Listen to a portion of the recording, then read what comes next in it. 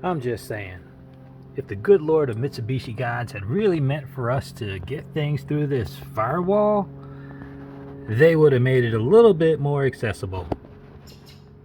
Well, it looks like everybody and his mother and his brother and his uncle has been through this firewall.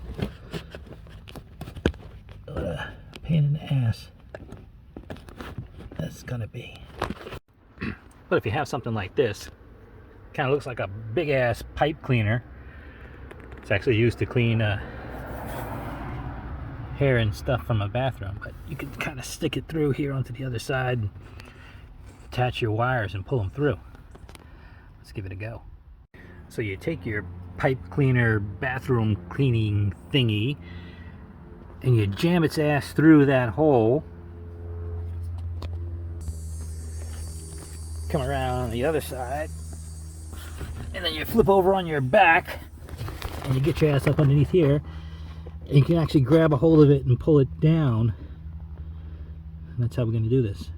The next thing we do is we take each wire and attach it to our pipe cleaner toilet bowl thingy and kind of push it through a little bit through the firewall.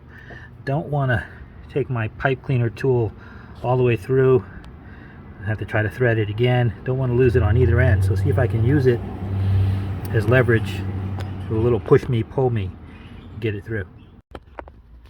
And right there, that's how we do it. A little zip tie, 2 wires attached at a time, and we already got 2 through, so these are the last 2. Alrighty, got all the wires through the firewall. Over here to the ECU side, time for a little ECU harness wire surgery.